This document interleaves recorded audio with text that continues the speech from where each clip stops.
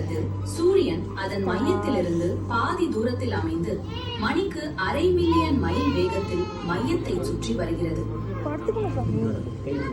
இருந்தாலும் ஒரு முழு சுற்றை முடிக்க அதற்கு 200 மில்லியன் ஆண்டுகள் ஆகின்றன.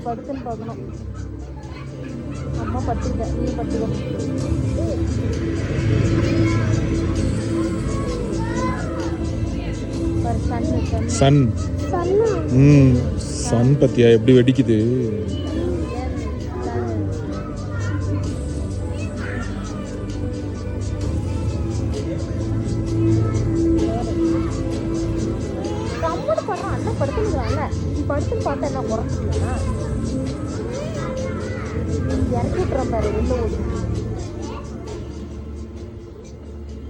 நம் சூரியனை சுற்றி பல சிறு கோள்கள், தூண் வெள்ளிகள் மற்றும் அதிசய 8 கோள்கள் சுழல்கின்றன. இவ்8 கோள்களே நமது சூரிய குடும்பத்தை தனித்துவமாக மாற்றுகின்றன. ஒவ்வொரு கோளும் மற்றொன்றிலிருந்து மிகவும் வேறுபட்டவை. அவை ஒரே குடும்பத்தை சேர்ந்தவை என கூட தோன்றாது.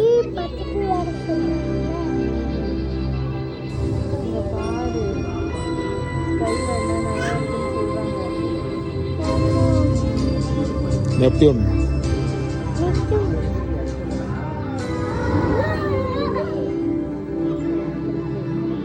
வான்வெளியின் 8 அதிசய உலகங்கள்.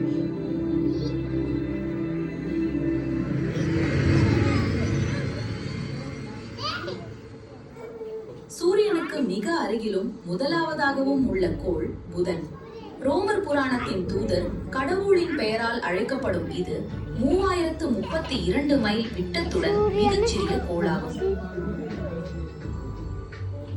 இங்கு ஒரு நாள் என்பது பூமியின் 176 நாட்களுக்கு சமம். ஒரு ஆண்டு வெறும் 88 நாட்கள் மட்டுமே.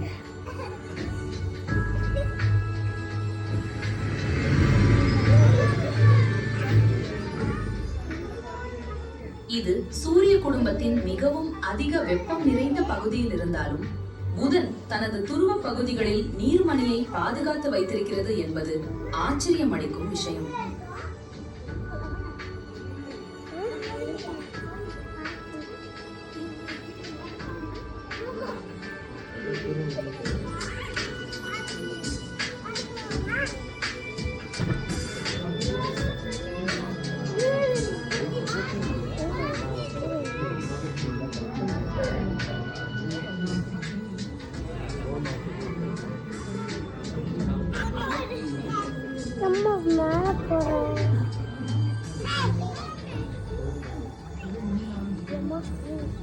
அனைத்து சவால்களையும் தாண்டி நிலைத்து நிற்கும் சிறிய அதிசயமாக புதன் திகழ்கிறது.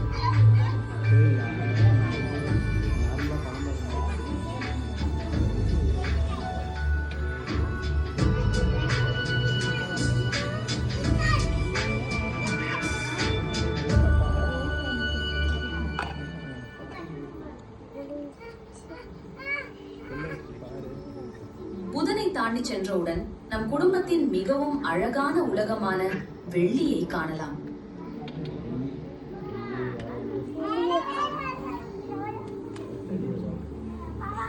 சூரியனிலிருந்து 2வது கோளான வெள்ளி அன்பும் அழகும் குறிக்கும் ரோமர் தேவதையின் பெயரால் அழைக்கப்படுகிறது. ஆனால் அதன் அழகில் மயங்காதீர்கள். அதன் அழகிய தோற்றத்தின் பின்னால் கொடிய சூழல் மறைந்திருக்கிறது.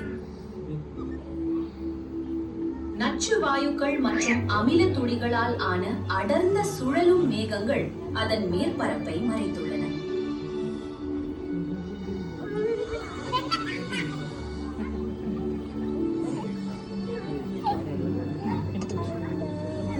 சூரியனுக்கு மிக அருகில் புதன் இருந்தாலும் சூரிய குடும்பத்தின் மிக அதிக வெப்பமுள்ள கோள் வெள்ளியே ஆகும்.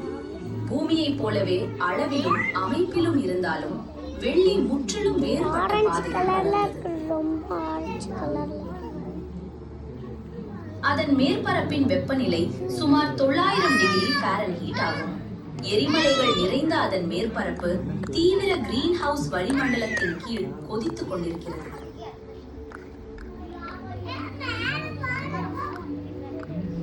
வெள்ளியை பூமியின் இரட்டை உலகம் என கருதலாம்.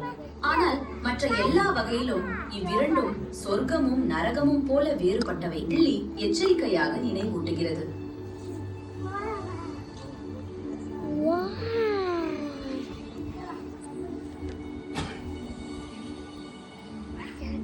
தெரியல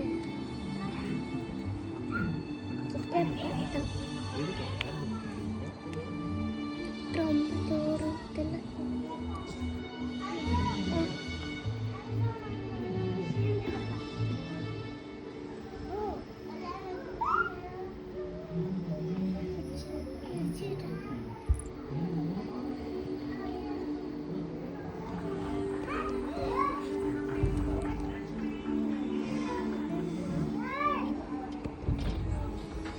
நமது தாய் உலகமான பூமி எண்ணற்ற உலகங்களின் விரிந்த பரப்பில் நாங்கள் வீடு என்று அழைக்கக்கூடிய ஒரே இடம் இதுவே. அப்பா அம்மா சுழலும் வெண்மேகங்களின் கீழ் நீங்கள் காணக்கூடிய மிக அழகான மற்றும் வண்ணமயமான உலகம் இங்கே உள்ளது. பச்சை நிலப்பரப்புகள், பழுப்பு மண் மற்றும் நீல கடல்கள் இந்த உலகத்தை ஒரு மாய உலகம் போல மாற்றுகின்றன.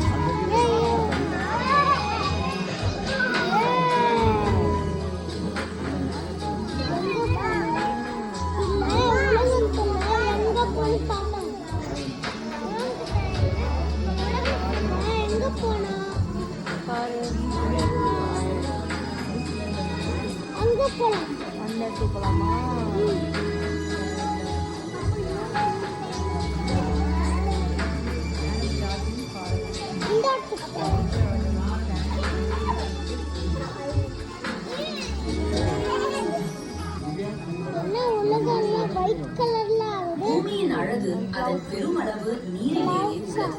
அதுவே உயிர்கள் தோன்ற காரணமாக அமைந்தது. நீர், நிலம் மற்றும் காற்று போன்ற கூறுகள் பூமியின் உயிரியல் அமைப்பை வடிவமைக்கின்றன. கடல் அலைகள் மற்றும் சக்தி வாய்ந்த கடல் ஓட்டங்கள் பூமி முழுவதும் வெப்பத்தை பரப்புகின்றன.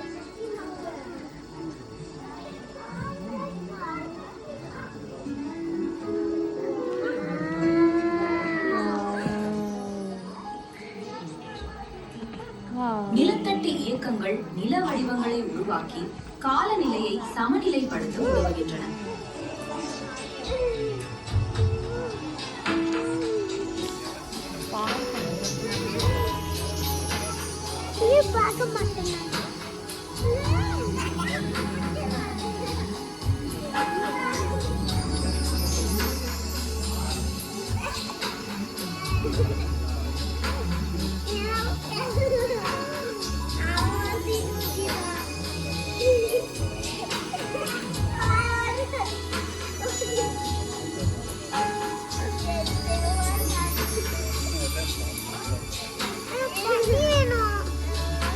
வெளியே போய் குடிக்கலாம், அவ்வளோதான், முடிஞ்சிச்சு.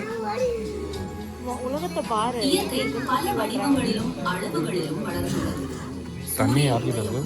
இரவின் விண்மீன் ஒளிகளே. மனிதர்களாகிய நாம் இந்த உலகத்தின் பாதுகாவலர்களாக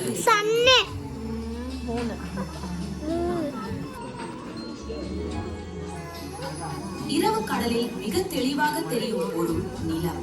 அது சூரிய ஒளியை பிரதிபலித்தாலும் பல நூற்றாண்டுகளாக எண்ணற்ற கதைகளுக்கு ஊக்கமளித்துள்ளது. உலகம் 4 பில்லியன் ஆண்டுகளுக்கு முன் பூமியுடன் மோதிய போது விண்வெளிக்கு சிதறிய துண்டுகளில் இருந்து நிலா உருவானது.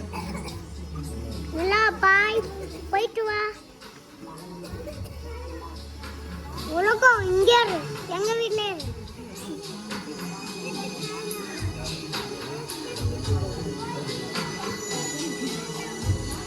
இதை வச்சு நிலா செய்யலாமா?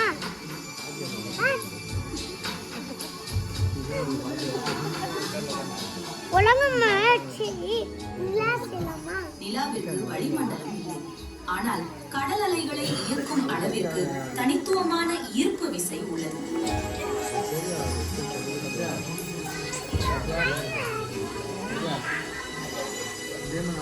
பூமியில கடல் அலை வர்றதுக்கு காரணம் நிலா தானா? அதான் சொல்கிறாங்க. எப்படி செத்து போச்சு மண் கிறிஸ்மஸ் மண்ணெல்லாம் போட்டுட்டாங்கன்னு அழுது. பூமிக்கு அருகில் உள்ள அண்டை உலகம் செவ்வாய். உலகம் எதுக்குமா இப்படி ஆகுது? இல்ல இல்ல உலகம் எல்லாம் வேற கலர்ல ஆகுது. ஏய், இது செவ்வாய், இது வேற. இது வந்து மார்ஸ். கடவுளின் பெயரால் எங்க ப்ளூ எல்லாம் இருக்குது, ப்ளூ கலர் எல்லாம் வச்சிருக்காங்க.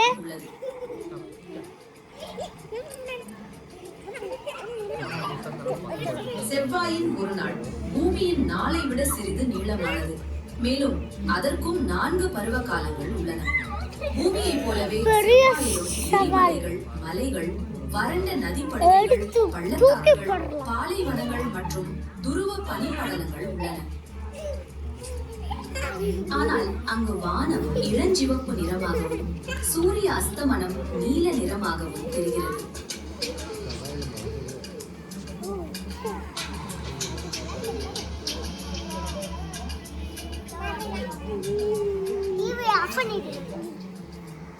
மற்ற கோள்களைப் போலவே செவ்வாயும் நிலத்தட்டு இயக்கங்களை அனுபவித்துள்ளது. ஆனால் பூமியைப் போல தொடர்ச்சியான மாற்றங்கள் அங்கு நிகழவில்லை. காலமே அங்கு நின்று போனது போல. இன்று உயிரின் தோற்றத்தை புரிந்து கொள்ள உதவும் முக்கிய உலகமாக செவ்வாய் உள்ளது. அதே நேரத்தில் அது ஏன் பூமியைப் போல உயிர்களுக்கு ஏற்ற உலகமாக மாறவில்லை என்ற கேள்வியை எழுப்புகிறது.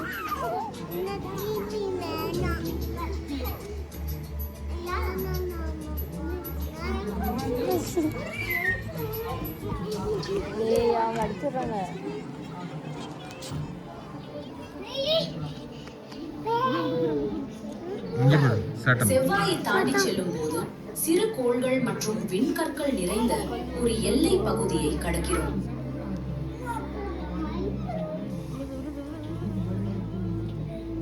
இதையே சிறுகோள் வளையம், அஸ்டெராய்ட் பெல்ட் என்று அழைக்கிறோம்.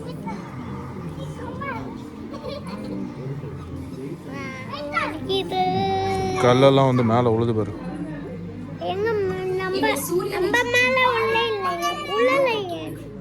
ஒரு கோளாக உருவாக முடியாமல் போன விண்வெளி பொருட்கள் இவை.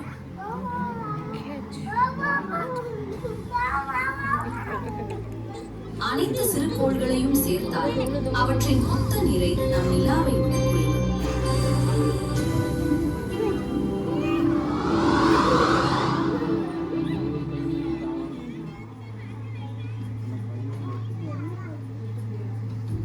அதன் பின்னர் நம் சூரிய குடும்பத்தின் மிகப்பெரிய வாயு கோளான வியாழனை காண்கிறோம்.